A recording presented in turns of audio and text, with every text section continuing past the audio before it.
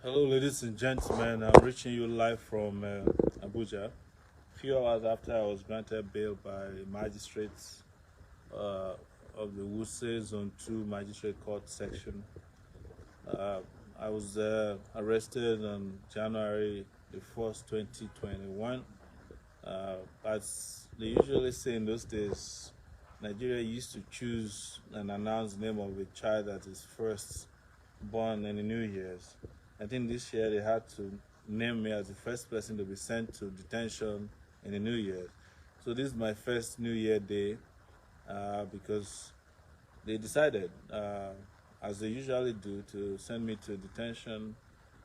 And after I was brutalized, my nose broken by a mobile police officer, I was sent to a judge who, in her wisdom, decided to send me to prison for no reason because she said our bail application wasn't properly done. After one day in prison where I was put in a death row, practically a death row, me and my colleagues, put in this death row cells. And we came back and were sent to police FCID in Abuja. That's their office in Abuja here. The FCID is the Police Force Criminal Investigation Department, who then decided to lock us up in a cell inside a cell. I don't even want to tell you what we went through, but there's nothing new about it. This is what we're used to. This is what we do for a living, fighting for freedom and fighting for a better society. And I'm reaching out to you guys tonight on Facebook because I saw you guys did marvelous, fantastic work, reaching out to us, fighting for us, even when we didn't have access to internet at all. And I just want to thank you guys so much. Wish you guys happy New Year. For those who have not had a chance to be greeted in that manner, and to also assure you that we're fine and really committed to liberating our country, Nigeria, in our lifetime. In our lifetime, and so I just think it's also important to talk to you people. When I mean you people, those of you who follow me, those of you that I follow, those of you who are amazing people, that there's nothing to be worried about. We've reached a point that we can't turn back anymore. We must, as a matter of necessity, as a matter of conscience, put an end to the misery that has been visited upon us by the current political leaders running Nigeria, these criminals running Nigeria. While we were in detention, there were a lot of threats. Of course, they were saying you will not leave. I will jail you till the end of the tenure of the regime. I spent 5 months with the DSS, and I was prepared, even if it would take my life, to continue until these guys realize that we cannot continue to live. This is no longer sustainable, and I've always said it. When I ran for office, I was calling for a revolution. When the elections were over and rigged in support of Buhari, I called for a revolution, and I will continue to call for a revolution because it's the only way this country can survive as it is, to guarantee justice to all, to guarantee respect to all our citizens, and to allow the citizens to have access to resources that are guaranteed to them as well, which has been cornered and stolen by these criminal elites who are in position of power both in the judiciary, in the legislative sector, and the the executive branch of government. These guys are a bunch of lawless people. I just want to let you know that on behalf of my colleagues, 4 other persons who were detained with me, we just want to thank you so much. And I have a little bit of information to share with you.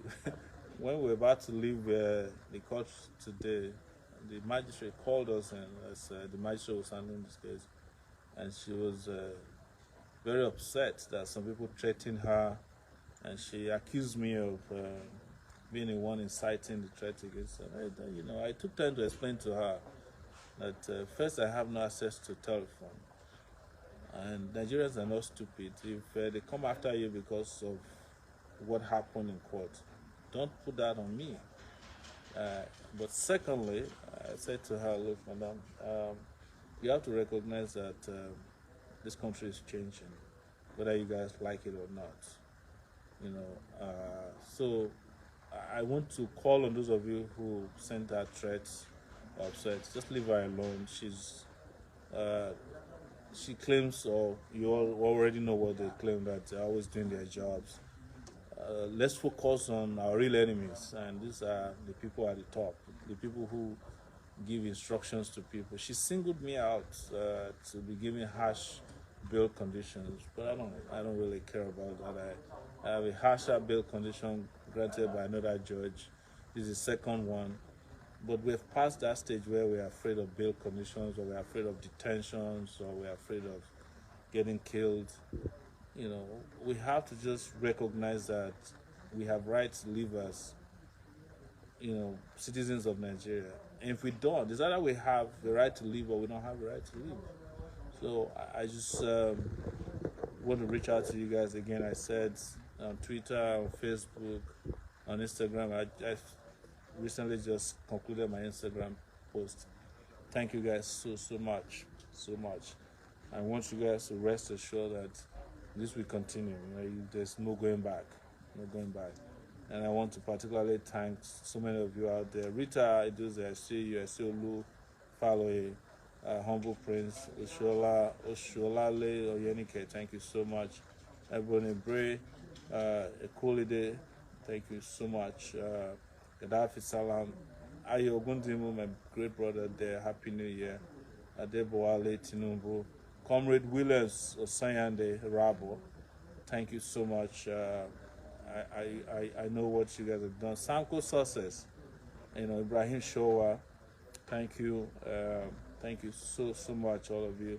Olato Williams from New York City, Ayolua, Austin Simple, Ken, Osam Muime Abu, Chief Agas, Lights, all around. Thank you guys so much. I really appreciate what you guys did in ensuring that these guys didn't rest for one day. For the 11 days that were detained, we were getting information from our police guards. People were guarding ourselves that Twitter was burning. You know, Instagram was on fire. Facebook was not resting. These guys had no rest.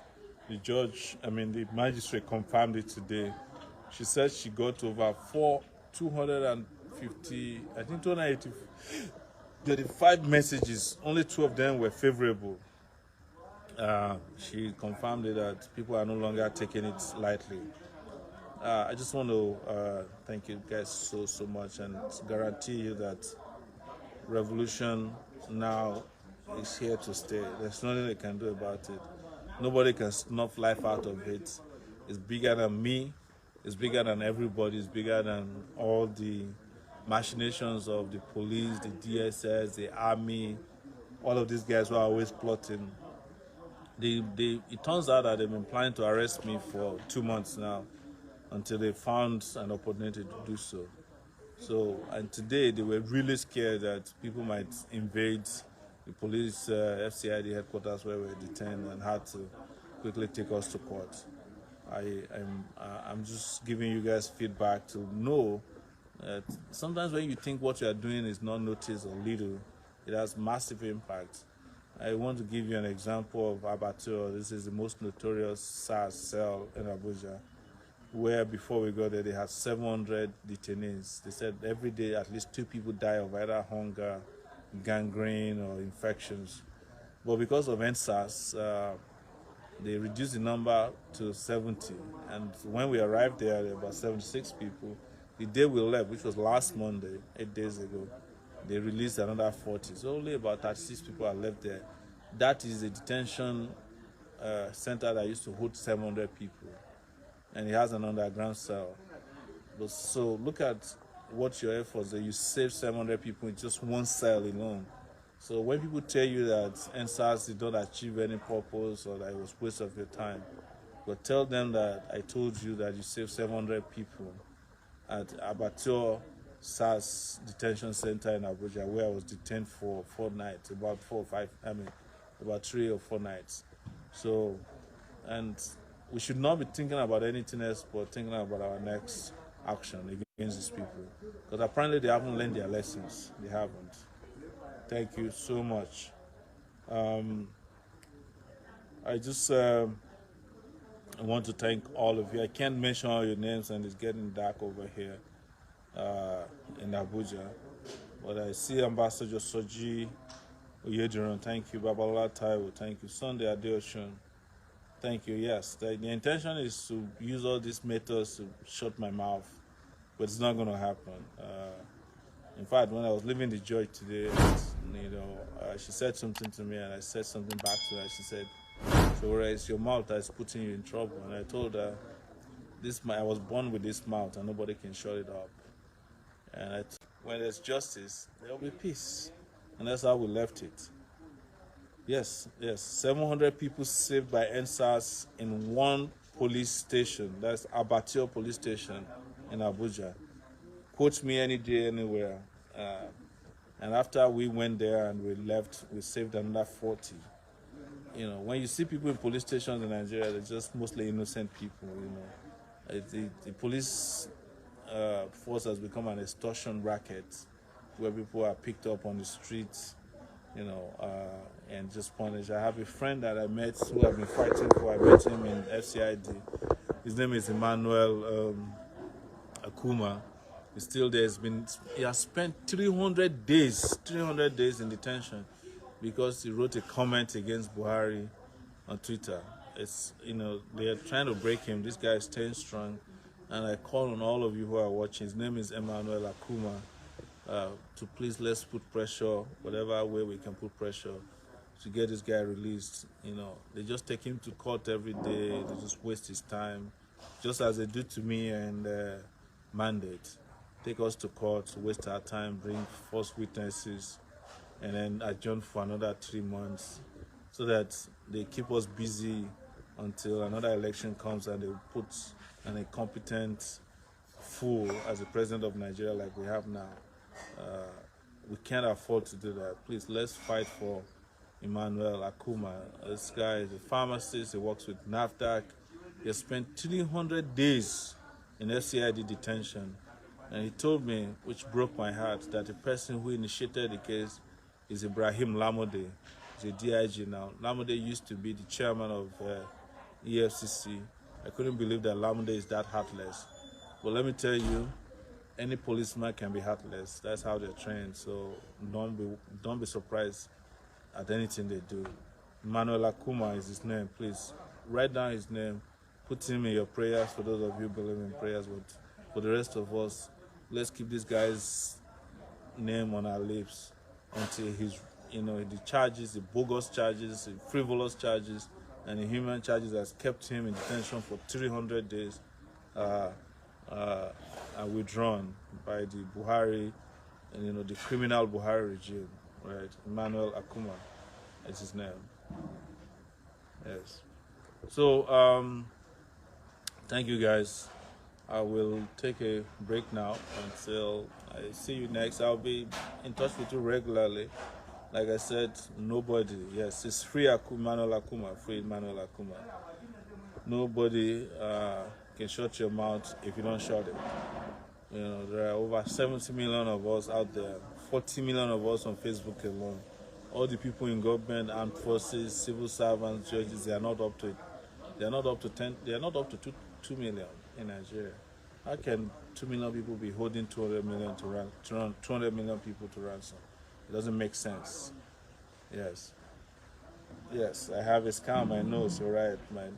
I'm still going to check myself out in the hospital tomorrow to be sure that my nose is not completely broken, because I still get pain from that side. But guys, thank you. I wish I could take questions. Valentine Akaba, thank you so much. Hassan Afeboa said I'm a noisemaker. Well, the people that are making the noise to know that I'm not a noisemaker, but I thank you. I appreciate that you are on my page and you're making these comments. I love you guys, even those of you who just do it for the sake of being egregious.